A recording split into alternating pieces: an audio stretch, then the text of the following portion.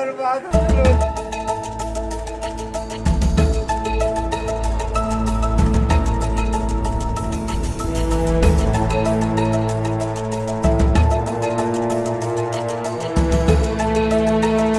बिहार में सुशासन की सरकार बनते ही अपराधियों ने सुशासन की पुलिस को खुली चुनौती दे दी है।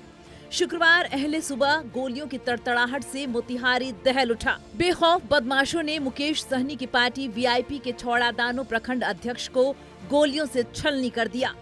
मृतक कामेश्वर सहनी को सर और सीने में 5 गोलियां दागी गईं, जिसके कारण घटनास्थल पर ही उनकी मौत हो गई। घटना दरपा थाना अंतर्गत तिनकोनी गांव की बताई जा रही है। घटना के बाद इलाके में दहशत का माहौल है। हम लोग थाना पर थे रात में, मेरा थाना पहरा ड्यूटी था, समझे। तो 4 बजे भोर में किसी पब्लिक द्वारा या किसी द्वारा मैंने थाना पर भारी को सूचना मिला है कि तिनकोनी में कामेश्वर सहनी का हत्या हो गया। तो वहाँ से बड़ा बाबू हम लोग को भी कहे और स्टाफ को लेकर वहाँ से हम लोग चल दिए तिनकोनी के लिए। जब तिनकोनी हम लोग पहुँचे तो देखे कि इनके घर के जो बाउंड्री है उसी में वो कोना पर इनका पाइप है, कल है, और वहीं पर जो है लाश पड़ल था, गिरल था। हत्या कैसे हुआ? गोली मार करके, गोली लगा हुआ है। कितना गोली? गोली तो बता रहा है लोग कि 5 गोली, वो सर में है और 4 शरीर में है। अच्छा। मिली जानकारी के अनुसार सुबह वे घर के आगे हाथ पैर धो रहे थे, तभी बाइक सवार बदमाश मौके पर पहुंचे और ताबड़तोड़ फायरिंग शुरू कर दी। इस दौरान बदमाशों ने घर के बाहर 10 राउंड फायरिंग की। 5 गोलियां कामेश्वर सहनी को लगी।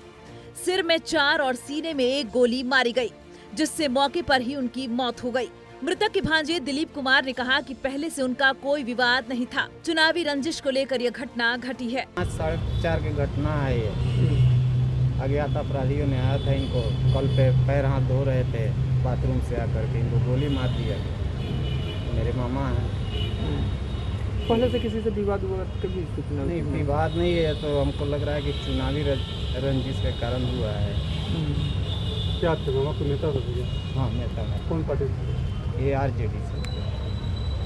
वीआईपी में प्रखंड, वीआईपी के प्रखंड अध्यक्ष थे। पूर्व में अभी भी थे। देखिए, कारण नहीं है कि वो 4 बजे जगे हैं और 4 बजे जग करके कल पर पुला कर रहे थे।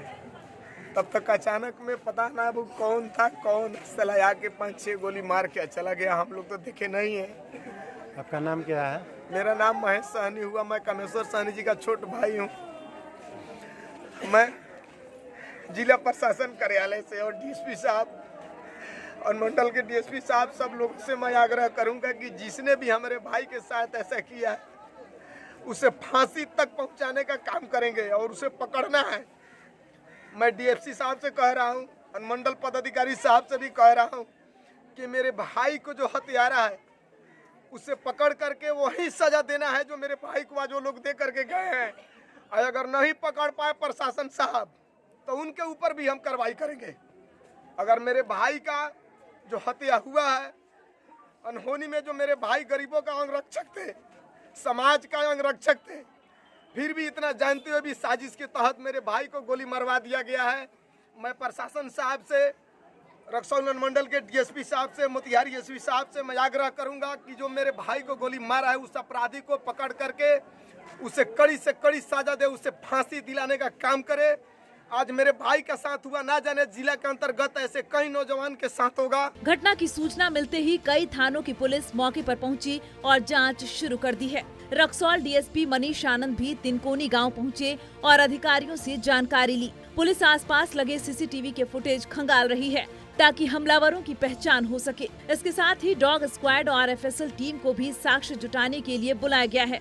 डीएसपी ने बताया कि प्रारंभिक जांच में 2 संदिग्धों की पहचान हो गई है। उन्हें पकड़ने के लिए पुलिस लगातार छापेमारी कर रही है। पुलिस को घटनास्थल से गोलियों के खाली खोखे भी मिले हैं। डीएसपी ने बताया कि कामेश्वर सहनी के आपराधिक इतिहास की भी जानकारी सामने आई है।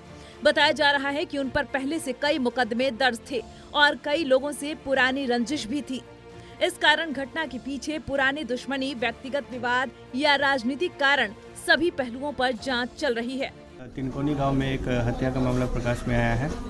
इस संबंध में हम लोग पुलिस की पूरी टीम जो है वो घटनास्थल पर मौजूद है सभी एंगल से जांच किया जा रहा है। मृतक रामेश्वर सहनी का पूर्व में कुछ आपराधिक इतिहास भी रहा है। डॉग स्क्वाड की टीम, FSL की टीम तथा CCTV कैमरे को तलाशा जा रहा है। जल्द ही कांड का उद्भेदन किया जाएगा। स्थिति सामान्य।